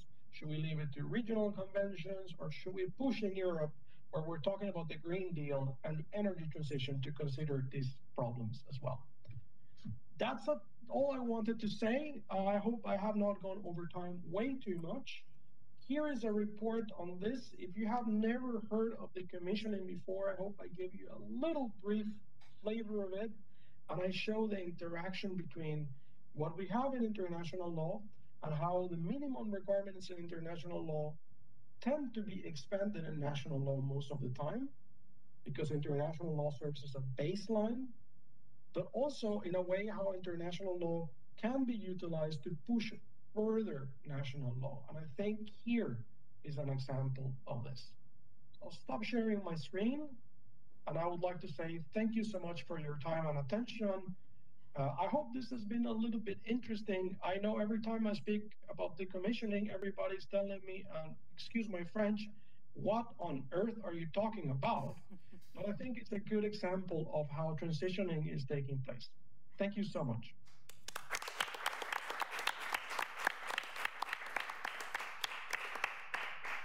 Thank you so much, Ignacio, for your very interesting presentation, because as far as I'm concerned, I have never heard about decommissioning, and I have learned a lot, and thanks for this message of hope. And we'll leave you for a few minutes, because we have to switch the table. Et j'appelle maintenant, donc I switch French. J'appelle maintenant, pour le deuxième thème de discussion, la gouvernance par les unions régionales et continentales. Étienne Durand, Aubin est déjà là. Donc, bien sûr, nous avons pris du retard, hein, comme tous les colloques, donc je vous demanderai d'être... Étienne, tu avais dit que tu pourrais t'adapter au niveau du temps. Donc, ça va être ton tour. J'imagine que tu vas nous parler de l'Union européenne. Pas du tout. Très bien. Et Aubin, peut-être, tu vas parler de quoi? De l'Union africaine. Nous allons avoir deux présentations. Mais apparemment, tu viendras. Ne prend que les trois. Oui, les trois. Ah, la caméra prend que les trois. Ouais. On avisera. Chiara reviendra s'il y a des questions. Ignacio. Étienne, c'est à toi. Étienne, pardon, je te présente pour ceux qui ne connaîtraient pas. En effet, comme ça, je vais te laisser te préparer. Donc, Étienne Durand est maître de conférence en droit public au Centre d'études européennes et spécialisé, lui, sur ces questions de transition énergétique. Et il va donc aborder l'échelle européenne. Alors, merci beaucoup. Je suis spécialisé sans doute sur les questions énergétiques, si tu le dis, mais je ne suis absolument pas spécialisé en WebEx. Comment est-ce qu'on fait à partager ? Ouvrir les préférences système. En dessous, là, au milieu. Ouais, et donc là, je fais quoi ? Tu dois ouvrir. Là, modifier, cliquer ici. Donc, tu as vraiment travaillé pendant le Covid, toi ? J'ai changé d'ordinateur depuis. C'est pas le bon mot de passe. C'est pas le bon code. Si, c'est ça normalement. C'est pas ça ? Ça peut pas. Bah, sinon, tu m'envoies ton. Ah non, c'est bon. Et donc, je fais comme ça. De toute façon, j'avais le temps. Ouais, sûr. On mangera pas, c'est pas grave. Quitter, ouvrir. Non. Si, je fais ça, quitter la réunion et je me reconnecte. Je suis désolé. Hop. Et pourquoi tu as pas réussi à partager tout simplement Parce qu'il fallait que je fasse l'autorisation. Normalement, ça devrait être bon. Hop. Petit réglage pour ceux qui sont à distance, un réglage informatique pour que Étienne puisse partager son écran. Voilà. Et nous donner à voir sa présentation. Il a dû se reconnecter. Super. Et donc, nous allons pouvoir voir apparaître sa présentation en ligne dans quelques instants. C'est maintenant. Merci pour ce superbe teasing. C'est parfait. Il faut juste que je trouve le moyen. Il y a trop de fenêtres. Affichage. Tu veux mettre le plein écran quelque part là. Ah, voilà. Merci. Parfait, bon, merci beaucoup. Je suis navré de ces petits soucis techniques. Avant toute chose, je tenais très sincèrement à remercier Aubin et à remercier Bernadette de m'avoir convié à cet événement. C'est un sujet que j'aime beaucoup, c'est l'histoire de gouvernance européenne de l'énergie, puisque c'est de ça dont je vais parler, et puis surtout les liens que ça peut entretenir avec la transition énergétique. Alors c'est un grand plaisir, mais c'est en même temps un grand challenge parce que je parle beaucoup, que le sujet est vaste et que j'ai assez peu de temps pour le décrire. Du coup, je vais essayer, en essayant d'être le moins... de ne pas non plus complètement survoler le sujet, mais d'essayer d'en dire le maximum. Donc je vais essayer de trouver un juste milieu entre l'exhaustivité impossible et le timing encore moins possible. Peut-être une première question à laquelle déjà des éléments de réponse ont été apportés, notamment par l'introduction de Bernadette Leveau-Ferrarez, sur la notion de gouvernance européenne de l'énergie. À quoi ça peut bien servir de parler de gouvernance européenne de l'énergie et pas de politique européenne de l'énergie, puisque c'est d'ailleurs ainsi que les traités européens évoquent la question de l'énergie, l'appellation de politique. Pourquoi parler de gouvernance ? Et la gouvernance, on l'a déjà dit, c'est un terme qui est à la mode, qui est dans l'air du temps. On parle de gouvernance globale, de gouvernance locale, de bonne gouvernance. Donc on pourrait se dire que c'est peut-être quelque chose de purement marketing. Sauf que, en réalité, la notion de gouvernance, elle a un sens. Quand on regarde ces occurrences dans le discours du droit, on se rend compte qu'à chaque fois, la gouvernance va désigner à peu près la même chose. Quand on parle de gouvernance, on évoque une façon d'exercer le pouvoir, une façon de prendre des décisions. Et la gouvernance va s'opposer au modèle de gouvernement, un modèle qui est centralisé sur l'État, très hiérarchisé. L'État décide, les autres exécutent. La gouvernance, c'est pas ça. La gouvernance, c'est on va prendre une décision à plusieurs, on partage le pouvoir, on essaie de coordonner plusieurs catégories d'acteurs et surtout coordonner plusieurs préoccupations. Il y a une décision qui va être prise, mais cette décision a des répercussions sur d'autres domaines de préoccupation qu'il ne faut pas négliger. Et finalement, cette conception de la gouvernance, elle se retrouve à l'échelle de l'Union européenne. La Commission européenne avait publié en 2001 un livre blanc sur la gouvernance européenne où elle prenait une définition. Elle en retenait une définition qui était à peu près de cet ordre-là. La gouvernance, c'est un processus décisionnel qui va favoriser la coordination entre plusieurs acteurs et plusieurs séries de préoccupations. Défini comme ça, on se rend compte que l'énergie est particulièrement réceptive au modèle de gouvernance pour au moins deux catégories de raisons. Alors, sans qu'on se concerte au préalable, je vois qu'on a retenu à peu près le même plan avec Chiara, la gouvernance pourquoi et la gouvernance comment. Donc, du coup, pourquoi l'énergie, d'abord, se prête peut-être plus qu'un autre sujet au modèle de gouvernance? Il y a au moins deux catégories de raisons à cela. Les premières raisons sont des raisons d'ordre matériel. L'énergie, c'est un sujet transversal. C'est un sujet transversal, ça a été dit, et ça signifie que n'importe quelle décision qu'on va prendre dans le domaine de l'énergie, on ne peut pas la prendre ou la penser en vase clos. On doit songer aux enjeux climatiques du secteur de l'énergie. Le secteur de l'énergie, c'est le principal émetteur de gaz à effet de serre. On doit penser aux enjeux de sécurité, en particulier de sécurité d'approvisionnement. On doit penser aux enjeux économiques, puisque l'énergie est indispensable pour le tissu économique. Et on doit également penser aux enjeux sociaux, puisque l'énergie est tout aussi indispensable à la satisfaction de nos besoins les plus élémentaires. Et à l'échelle de l'Union européenne, cette transversalité de la question énergétique, elle est prise en compte de différentes façons, et notamment, elle a été prise en compte par la Commission européenne en 2015, lorsque la Commission a identifié ce qu'elle a appelé les 5 dimensions de l'Union de l'énergie, dans une communication de février 2015. Que nous dit la Commission? La Commission nous dit en substance, peu importe le type de décision qu'on va prendre dans le secteur de l'énergie, il faut toujours garder en tête qu'il y a 5 priorités qu'on doit continuellement chercher à satisfaire. Ces 5 priorités, ce sont la sécurité énergétique, la réalisation du marché européen de l'énergie, l'efficacité énergétique, la décarbonisation de l'économie et la recherche, la compétitivité et l'innovation. Et donc, peu importe que ce soit au niveau européen, national, local ou international, l'élaboration d'une politique de l'énergie doit nécessairement se nourrir de ces considérations extérieures, périphériques aux sujets énergétiques, et entendre aussi les revendications portées par les groupes sociaux qui sont concernés diversement par les choix énergétiques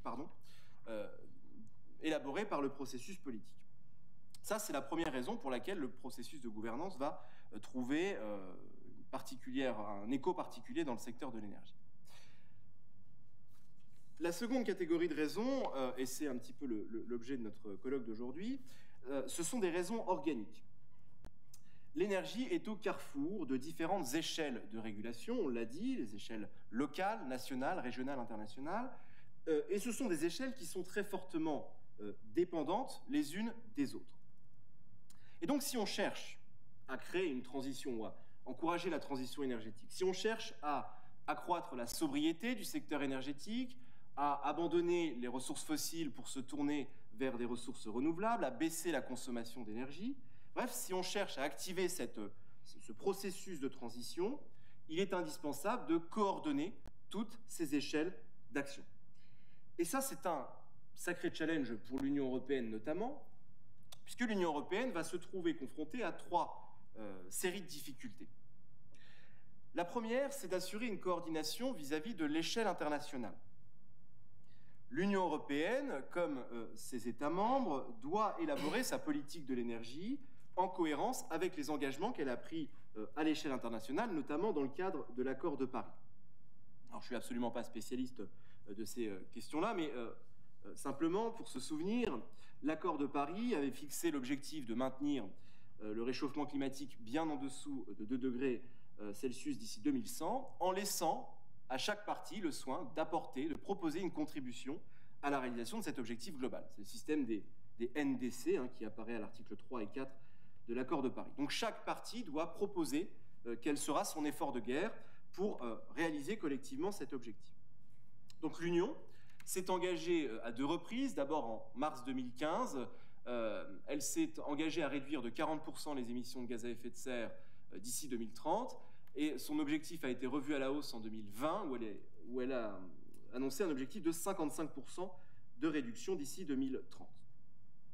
Cet objectif européen, il s'inscrit dans le cadre du pacte vert pour l'Europe, ou en bon français du Green Deal, qui a été lancé en 2019 et relayé par la très mal nommée loi européenne sur le climat, parce que cette loi européenne, qui est en réalité un règlement, va fixer un objectif contraignant à l'échelle de l'Union d'atteindre la neutralité carbone à l'horizon 2050, objectif pour la réalisation duquel l'Union doit réduire ses émissions de gaz à effet de serre de 55% d'ici 2030. Donc ça, c'est la pierre que l'Union va apporter à l'édifice commun de l'accord de Paris, mais on sait que cet édifice commun de l'accord de Paris ne peut se construire correctement que par la participation de l'ensemble des autres parties.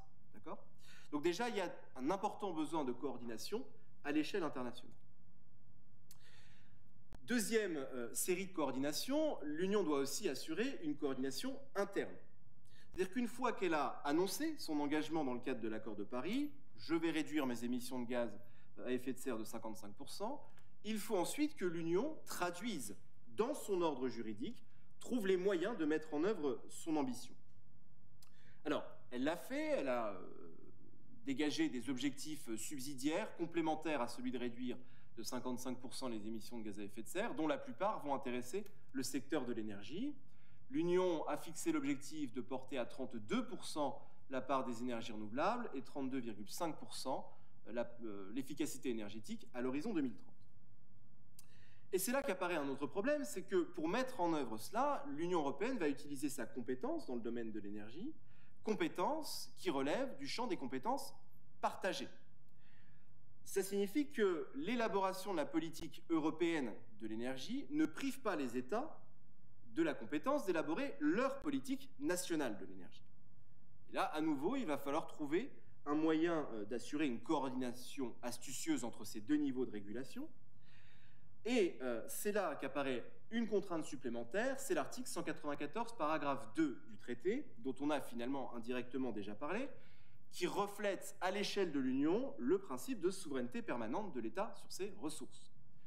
Cet article nous dit « Les mesures que l'Union adopte dans le domaine de l'énergie n'affectent pas le droit d'un État membre de déterminer les conditions d'exploitation de ses ressources énergétiques, son choix entre différentes sources d'énergie et la structure générale de son approvisionnement énergétique. » Alors ça, c'est dommage, puisque c'est précisément sur ces aspects-là que va devoir se construire la transition énergétique. C'est en jouant sur les mix énergétiques des États, c'est en insistant sur le fait de se débarrasser, se délaisser des énergies fossiles pour se tourner vers des énergies renouvelables que l'Union pourra réaliser son ambition. Alors, cet article 194, paragraphe 2, ça ne signifie pas que l'Union ne peut pas agir. Simplement, ça signifie que pour réaliser la transition énergétique, l'Union européenne ne pourra utiliser que des moyens de contrainte que les États membres eux-mêmes sont disposés à accepter. Ça signifie donc que la crédibilité des objectifs européens en matière d'énergie va dépendre directement de la plus ou moins grande volonté, de la plus ou moins grande capacité des États à y contribuer. Et enfin, troisième besoin de coordination, la coordination qui doit se faire au sein même de l'État membre de l'Union européenne. Alors là-dessus, j'en dirai que quelques mots, puisque ça fera l'objet de davantage de développement cet après-midi, mais enfin, il ne faut pas perdre de vue que, encore une fois, la crédibilité de la transition énergétique va, in fine, retomber sur des acteurs infra-étatiques, en particulier sur les acteurs privés, ceux qui accepteront ou pas de consommer des énergies renouvelables, ceux qui accepteront ou pas de baisser leur consommation d'énergie, ceux qui accepteront ou pas de subir le coût de la transition énergétique. Et il suffit de se souvenir de l'épisode des Gilets jaunes pour voir qu'on peut avoir une résistance qui n'est absolument pas neutre. Ces acteurs au sein de l'État, ce sont aussi les acteurs publics, les collectivités territoriales en particulier, celles qui accepteront ou pas, encore une fois, d'accueillir sur leur territoire des centrales solaires, des éoliennes, etc., etc. Et c'est là qu'on voit tout l'enjeu de la gouvernance, c'est-à-dire que ces résistances locales à la transition énergétique vont conditionner directement la capacité de l'État à réaliser ses objectifs énergétiques. Et en conditionnant la capacité de l'État à réaliser ses objectifs énergétiques, on conditionne la capacité de l'Union à réaliser ses objectifs énergétiques. Et, par voie de conséquence, on conditionne aussi la crédibilité de l'accord de Paris. Et j'ai essayé de résumer en une phrase, alors c'était pas facile parce que faut essayer de conjuguer un petit peu les regards. J'ai essayé de résumer en une phrase tout l'enjeu de la gouvernance européenne de l'énergie. Il s'agit d'assurer à l'échelle européenne que l'action de chacun des États, indexée le cas échéant par l'acceptation des acteurs infra-étatiques, publics ou privés, permettent à l'Union de réaliser ses propres objectifs, dans le cadre du Green Deal, et dans le même mouvement, lui permettent de réaliser ses propres engagements internationaux. Donc c'est pas simple. C'est pas simple, et l'ordre juridique de l'Union ne dispose pas non plus d'outils très élaborés pour assurer cette interdépendance, cette interaction entre les différents niveaux de régulation. En gros, le processus décisionnel européen, de façon assez caricaturale, il fournit une dialectique des compétences qui est assez claire. Voilà ce que fait l'Union, voilà ce que font les États. On s'intéresse assez peu aux acteurs qui ne sont ni Union ni État. Et mécaniquement, ce système de compétences un petit peu rigide ne colle pas avec les besoins de gouvernance. Il a donc fallu innover complètement. Et un système absolument inédit dans l'ordre juridique de l'Union européenne a vu le jour en 2018, sous la forme du règlement du 11 décembre 2018, qui crée la gouvernance de l'Union de l'énergie et de l'action pour le climat. Je pense que j'ai déjà beaucoup parlé, donc je ne vais pas rentrer dans le détail de ce règlement, juste en préciser très largement les principaux aspects. L'objectif de ce règlement, il est assez ambitieux, c'est d'assurer en permanence la cohérence entre les politiques nationales des États menées dans le domaine de l'énergie et les objectifs de l'Union dans le domaine de l'énergie. On assure la cohérence au stade de la définition de ces politiques et on assure la cohérence au stade de leur mise en œuvre. Tout le mécanisme repose sur ces PNIEC, des plans nationaux intégrés en matière d'énergie et de climat, les PNIEC. Les PNIEC, ce sont des documents dans lesquels les États vont devoir expliquer ce qu'ils entendent faire sur les 5 années à venir dans le domaine de l'énergie. Ils doivent expliquer comment ils vont construire leur politique de l'énergie et comment leur politique nationale de l'énergie va pouvoir contribuer aux objectifs de l'Union dans le domaine de l'énergie. Donc concrètement, l'État va expliquer voilà ce que je compte faire en matière de réduction d'émissions de gaz à effet de serre, voilà ce que je compte faire dans le domaine du développement des énergies renouvelables, d'efficacité énergétique, etc. Et surtout, voilà à quelle hauteur je m'engage à contribuer à l'objectif européen dans tel et tel aspect de sa politique énergétique. Pour prendre un exemple, l'Union européenne s'est engagée à porter à 32% la part des énergies renouvelables d'ici 2030. C'est un objectif qui est contraignant à l'échelle de l'Union. Et chaque État, dans son PNIEC, va indiquer « moi, ma contribution, ce sera à hauteur de temps ». Ces PNIEC-là, c'est pas très élégant de parler de PNIEC, mais c'est comme ça, ces PNIEC sont ensuite transmis à la Commission européenne et sont discutés entre les États. Chaque État va pouvoir regarder avec un œil attentif ce que va faire l'État voisin, pour voir finalement s'il n'y a pas d'incohérence entre la politique menée par l'Allemagne et la France. Si je prends cet exemple-là, ce n'est pas un hasard, et je vous invite à me poser des questions là-dessus. On va regarder ce que fait l'État voisin pour débusquer d'éventuelles cohérences ou débusquer des possibilités de co-construire certains aspects de la politique. Mais surtout, ça va permettre à la Commission européenne de vérifier que la juxtaposition des prévisions de chacun des États va permettre de s'inscrire harmonieusement dans les choix énergétiques européens et va permettre à l'Union de réaliser ses objectifs dans le cadre de l'accord de Paris. Alors, je ne rentre pas plus dans le détail du fonctionnement. Encore une fois, si vous avez des questions, n'hésitez absolument pas. Surtout, la question est de savoir, est-ce que ça marche? Est-ce que ce modèle de gouvernance fonctionne? Il y a eu une première évaluation qui en a été faite par la Commission en septembre 2020. Et la Commission dit, ça va, ça marche à peu près bien. Ça marche à peu près bien parce qu'elle constate d'abord que l'évaluation des PNIEC des États montre que globalement, dans certains axes de la politique européenne de l'énergie, les objectifs européens pourront être atteints, ce qui est le cas notamment dans le domaine des énergies renouvelables, où elle dit, bah voilà, regarde ce que les États proposent, on dépassera l'objectif européen pour 2030. Et ça marche même quand ça ne marche pas. C'est un autre élément qui apparaît de cette évaluation. La Commission va montrer que voilà, les États ne font pas suffisamment d'efforts, notamment dans le domaine de l'efficacité énergétique. Donc on pourrait se dire, bon, voilà, il y a un échec, il y a effectivement des écarts par rapport à la trajectoire que l'Union s'était fixées et ce à quoi les États peuvent contribuer.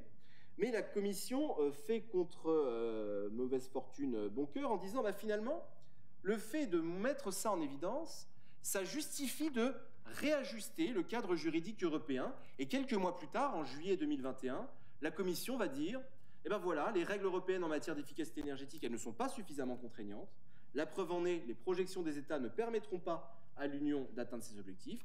Donc, j'arrive avec une nouvelle proposition de directive qui va accroître la contrainte européenne qui pèse sur les États. » Alors, ce modèle de gouvernance qui est très technique, le règlement gouvernance, je ne vais pas rentrer dans le détail, mais c'est surtout ce qui est intéressant, c'est de voir que c'est la philosophie qui est derrière ça, qui est en train radicalement de changer. On l'a dit encore aujourd'hui que le modèle énergétique s'était construit autour de la figure de l'État, c'était un modèle très centré, très égoïste d'un point de vue national, et ici, ce système de gouvernance, qui n'est pas sans lien avec le système de l'accord de Paris, va justement miser sur un esprit d'ouverture, sur une co-construction des politiques énergétiques des États, de l'Union, l'idée étant de faire en sorte d'assurer en permanence que des degrés de cohérence soient à minima requis entre chaque échelle d'intervention.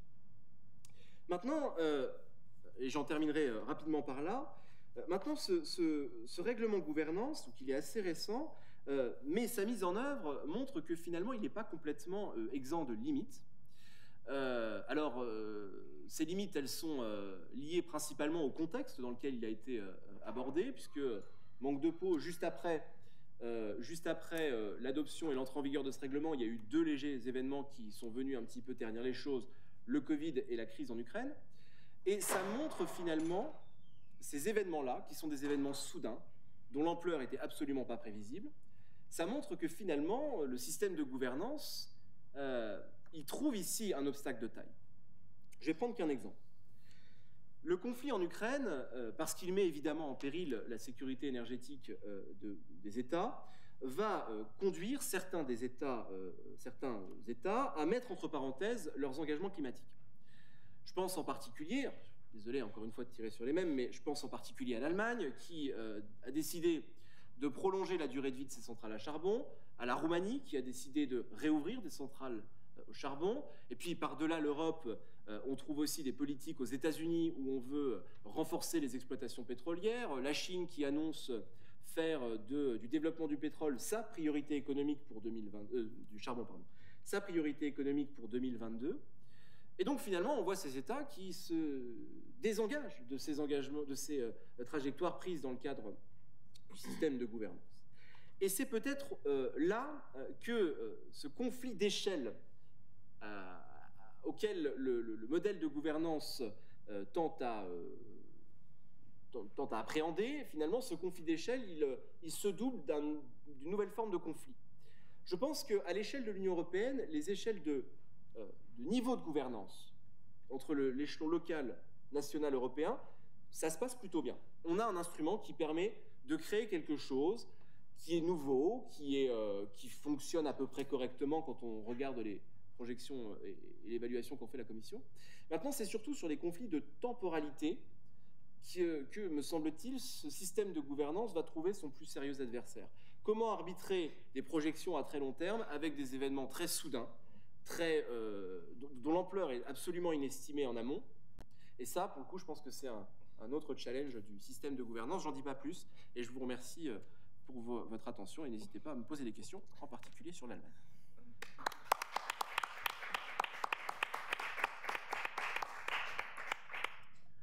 Merci Étienne pour cette présentation du système de gouvernance européen, en effet, qui montre que c'est de la méthode ouverte de coordination, en réalité, qui est appliquée à la question énergétique, avec toutes ses limites, puisqu'on est quand même dans un domaine dans lequel il n'y a pas... il faut que ce soit relayé, comme tu l'as bien montré, avec des textes qui encadrent et qui fixent des objectifs contraignants. Je passe la parole sans plus attendre parce que le temps tourne à Aubin Enzaou, docteur en droit public, rattaché aussi au Centre d'études européennes, qui va nous présenter donc l'Union africaine. Aubin, c'est à toi. Merci Madame la Présidente. Je souhaiterais d'emblée joindre ma voix à celle de Madame le professeur Bernadette Leveau-Ferrarez en remerciant chacune et chacun d'entre vous les intervenants d'avoir accepté de nous livrer vos réflexions sur le thème général de cette journée. Je n'oublie pas de remercier les acteurs invisibles de cet événement, Marie Brossard, Lise Barat, ainsi que Véronique Gervasoni. Et de plus, je voudrais aussi exprimer ma profonde gratitude à l'endroit des professeurs Bernadette Lebeau-Ferrarez, Victor Flat, ainsi que Alfonso Lopez de la OSA, pour la direction scientifique de l'ensemble des travaux et activités de diffusion des savoirs que nous avons pu organiser au cours des 3 dernières années et qui, je l'espère, ont renforcé le partenariat entre l'Université Jean Moulin Lyon 3 et par là j'entends les DIEC, le CE, ainsi que l'Université de Houston, le centre de droit de l'énergie, ainsi que le centre de droit comparé que dirigeait le professeur Alfonso Lopez de la OSA. Donc, je vous propose de brèves réflexions, probablement, sur la gouvernance de la transition énergétique par l'Union africaine. Alors, l'Union africaine est une organisation continentale, à la différence de l'Union européenne, qui est une organisation régionale, continentale, qui se situe plutôt dans une perspective politique à l'origine, puisque l'effort initial de l'organisation de l'unité africaine, la devancière de l'actuelle Union africaine, était de soutenir l'autodétermination des peuples africains. Et historiquement, la charte de l'OUA, de l'Organisation de l'Unité africaine, associera la gestion des ressources naturelles et énergétiques à cette notion même d'autodétermination. Mais progressivement, on observera que ce sera par le prisme plus large de la protection de l'environnement que les problèmes énergétiques et de gestion de ressources naturelles seront traités jusqu'au début des années 2000. Ainsi, avec la création de l'Union africaine en 2000, s'opère une intégration plus renforcée des problèmes touchant au climat et à l'environnement, et ce qui amènera cette organisation à mettre en place un certain nombre de dispositifs, y compris d'instruments, d'organes, d'acteurs, chargés de présider à la gouvernance de la dite transition énergétique. En outre le fait que seulement 4% des émissions mondiales de gaz à effet de serre proviennent de cette partie-là du globe, l'Union africaine a opté de participer véritablement à cette dynamique d'ensemble en vue d'impulser à partir de l'hémisphère sud les actions liées à la lutte contre le changement climatique. Donc mon propos portera essentiellement sur 2 aspects de cette gouvernance. Je m'appuie essentiellement également sur tout ce qui a été dit en termes de définition de la gouvernance, et peut-être que mon propos sera plus marqué par la spécificité du cas africain, où on va observer qu'il existe au sein même de cette gouvernance une forme de hiérarchie, mais qui s'accompagne d'une forme de polycentrie, et aussi cette gouvernance se voudra transversale et multi-niveau. Le premier point fort de mon propos, c'est une gouvernance hiérarchique et polycentrique. Alors, gouvernance hiérarchique, tout d'abord, cette gouvernance s'observe dans les rapports entre les organes principaux de l'organisation de l'Union africaine, tels que conçus par l'acte constitutif du 11 juillet 2000. Et là-dessus, je me focaliserai sur 2 organes principaux, la conférence des chefs d'État et de gouvernement de l'Union africaine, ainsi que le conseil exécutif. Alors, la conférence, tout d'abord, l'idée d'une gouvernance hiérarchique procède de ce que la conférence est présentée comme l'organe suprême de l'Union africaine. Du fait de cette position, l'architecture institutionnelle de l'Union africaine sera une architecture en forme pyramidale, outre le fait qu'il est important d'indiquer que la conférence en tant qu'organe plénier et délibérant qui se réunit au niveau des chefs d'État et dont l'essentiel des pouvoirs et attributions sont conférés par l'article 9 de l'acte constitutif, dispose d'un large éventail de pouvoirs. Il va l'exercer sous la forme d'un pouvoir centralisé, comme on le verrait dans le cas de ce à quoi Étienne faisait référence tout à l'heure en termes de centralisation de pouvoir. Donc la conférence dispose d'un large éventail de pouvoirs, et parmi ces pouvoirs, il y a un pouvoir de décision, un pouvoir d'orientation, un pouvoir de sanction et un pouvoir de contrôle. Et à cet égard, il lui revient au premier chef de définir les politiques communes et de fixer les priorités de l'Union, mais également de soutenir l'intégration politique, sociale et économique sur le continent africain, ainsi que de veiller à la bonne application des décisions et politiques qu'elle adopte. Or, ces pouvoirs et attributions de la conférence lui confèrent une position prédominante, je disais tout à l'heure, prenant la forme d'une véritable centralisation du pouvoir politique. Dès lors, c'est en vertu du pouvoir de décision que la conférence va participer directement à la gouvernance de la transition énergétique, et l'examen de la série de décisions qu'adopte la conférence lors de ses sessions ordinaires et extraordinaires est révélateur d'une telle position, bien que celle-ci s'exprime à divers degrés. Ainsi, la conférence va régulièrement naviguer entre la décision per se, stricto sensu, et la résolution ou la déclaration. Et en ce qui concerne le climat, par exemple, la conférence va régulièrement adopter des décisions sur l'engagement de l'Afrique dans les négociations climatiques au plan international. Et un marqueur particulier est mis sur les décisions portant sur la position commune africaine sur le changement climatique, qui sont l'aboutissement d'un processus. Et ces positions communes sont adoptées depuis un certain nombre de conférences des parties, en prélude, aux conférences des parties à la Convention des Nations Unies Convention cadre des Nations Unies sur le changement climatique. Une autre série de décisions qu'adopte la conférence porte sur la mise en place de politiques, de stratégies ou d'initiatives. Et là-dessus, régulièrement, la conférence prend des décisions visant à mettre en place des stratégies qui visent à promouvoir la transition énergétique et climatique sur le continent africain. Et en 2019, par exemple, il a adopté une décision qui portait sur la gouvernance de l'initiative sur les énergies renouvelables en Afrique. Et un dernier élément sur ce pouvoir de décision, la création d'organes, d'institutions spécialisées ou de comités qui vont avoir vocation de continuer l'agenda de l'action de la conférence. Et on est au niveau des chefs d'État ou au niveau des ministres ou au niveau des agents spécialisés. Et à cet égard, la Commission a créé une commission africaine de l'énergie au début des années 2000, et en 2009, elle a créé un comité des chefs d'État africains sur le changement climatique, et ce comité, je vais en parler tout à l'heure. Concernant le conseil exécutif, qui est, d'après la nomenclature qui est prévue par l'acte constitutif de l'Union africaine, qui est le second organe après la conférence, le conseil exécutif est responsable devant la conférence. Et cette position renforce en effet la primauté de la conférence et confère de ce fait même au conseil exécutif un rôle subsidiaire.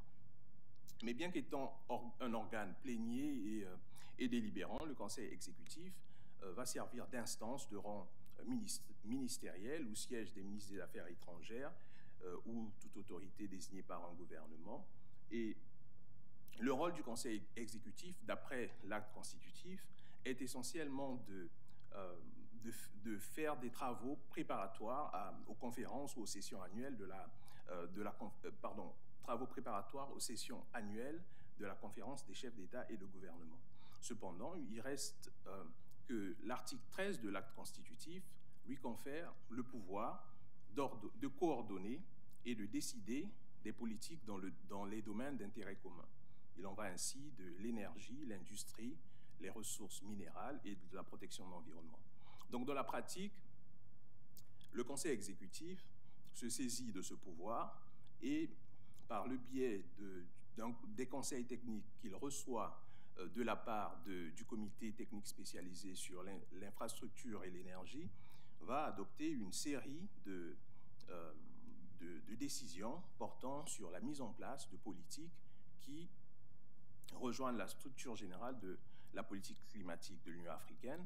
Et au rang de ces initiatives, on peut citer les corridors d'énergie propre en Afrique, l'énergie durable pour tous, le programme africain d'efficacité énergétique et le programme de transition du secteur énergétique africain. Cette gouvernance hiérarchique ne va pas sans une part importante de délégation, parfois des pouvoirs de la conférence auprès d'autres instances, d'autres organes. Et c'est là qu'intervient ce que j'appelais par la gouvernance polycentrique. Et cette deuxième idée a simplement vocation à dire que, au fond, la conférence des chefs d'État et de gouvernement, qui est l'organe suprême, va conférer un certain nombre de pouvoirs à certains organes, et c'est l'article 9 de l'acte constitutif qui prévoit qu'il a la possibilité de déléguer son pouvoir ou de créer d'autres organes, y compris des organes ad hoc, en vue de remplir certaines missions. Et là-dessus, la conférence va créer des organes auxquels il va conférer un pouvoir de décision sur les problèmes liés au climat et à l'énergie. Et je propose de m'arrêter sur deux organes ici, deux organes, une agence et un comité. Le comité des chefs d'État et de gouvernement sur le changement climatique, qui est créé en 2009 par une décision de la conférence. Et ce comité a reçu la mission principale d'élaborer la position commune africaine en vue de la participation du continent africain aux négociations mondiales sur le changement climatique. À ce titre, étant un comité de haut niveau, ce comité va déterminer les grandes orientations politiques africaines sur le changement climatique. Du fait de la délégation de pouvoir qu'elle reçoit de la part de la conférence, il lui incombe de superviser, de coordonner et même d'améliorer les synergies entre les diverses initiatives, stratégies et programmes qui existent sur le continent africain. Et on peut en citer quelques-uns, y compris l'initiative d'adaptation de l'Afrique, l'initiative pour les énergies renouvelables en Afrique, l'initiative pour l'adaptation de l'agriculture au changement climatique en Afrique.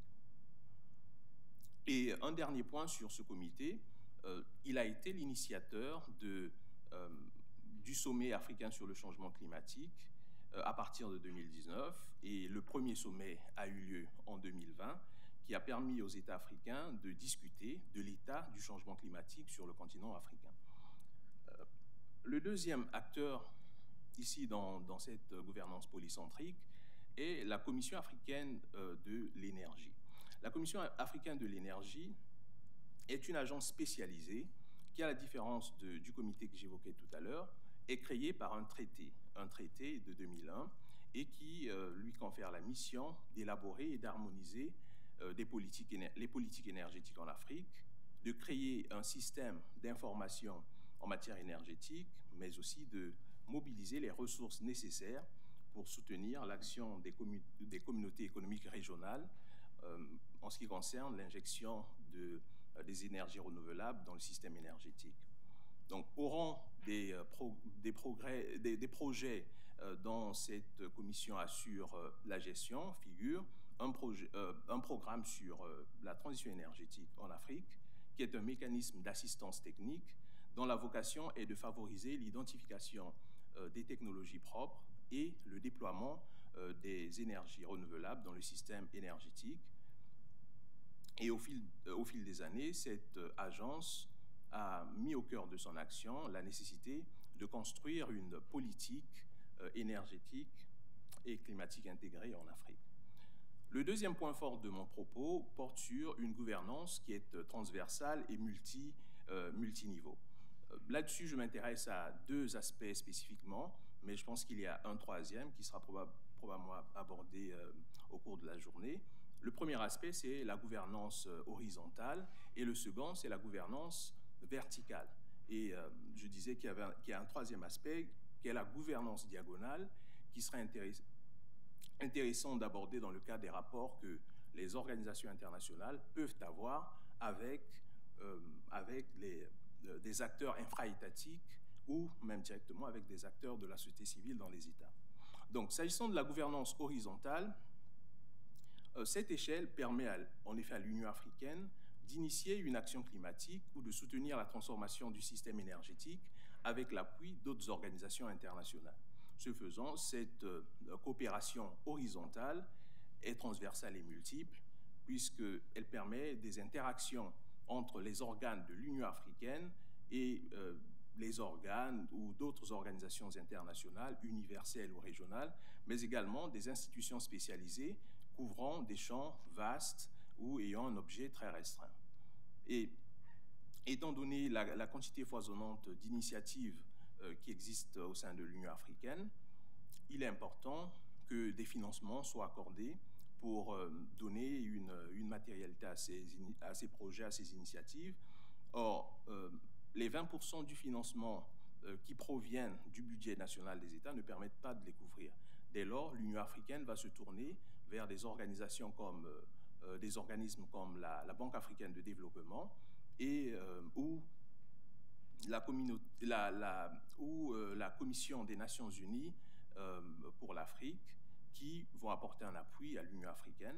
Et une initiative qui est au cœur d'une telle coopération, que je pourrais citer ici, est l'initiative sur les énergies renouvelables en Afrique, où l'Union africaine et la Banque africaine de développement participent ensemble dans les organes de gestion courante de l'initiative, participent au processus de décision et aussi aux mécanismes de contrôle.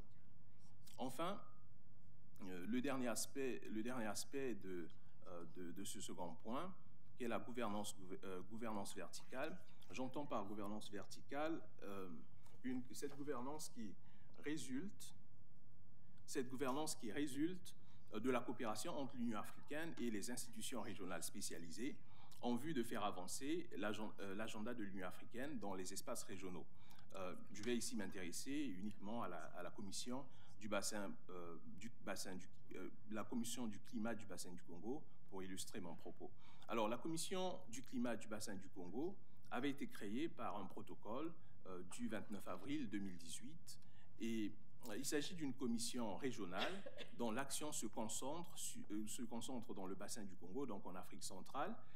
Outre les 6 États primo-signataires de ce protocole, le protocole a fait l'objet de la signature du Maroc et du Maroc comme État associé et de la Commission de l'Union africaine. Donc, l'objet central de cette commission est d'accélérer la transition énergétique, ce sont les termes du protocole, d'accélérer la transition énergétique en coordonnant les actions prioritaires de l'Union africaine en matière de lutte contre le changement climatique dans la région. Et je vais tout simplement dire pour terminer qu'il est important d'indiquer que 2 autres commissions de cette nature ont été créées dans 2 autres régions africaines. Il s'agit de la commission du climat pour la région du Sahel et de la commission du climat pour les États insulaires africains. Et je vais m'arrêter là puisque je vais au-delà du temps. Merci Madame la Présidente.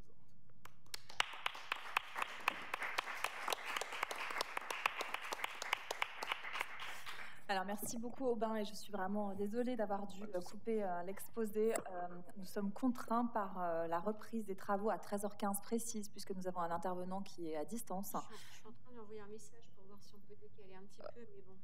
Et qui se connecte. On maintient quand même les discussions à 13h45 ? On fait comme ça ? Ce que je proposais, c'est qu'on fasse la pause maintenant et que les discussions, on les bascule celles de ce matin en début d'après-midi. Alors, peut-être que Chiara ne sera pas là, c'est ça ? Tu seras peut-être... Si tu... Ah, bah c'est parfait. Donc, si vous en êtes tous d'accord, en effet, pour qu'on puisse... ne pas te garder non plus sous clé, hein. Tu as le droit de te déplacer.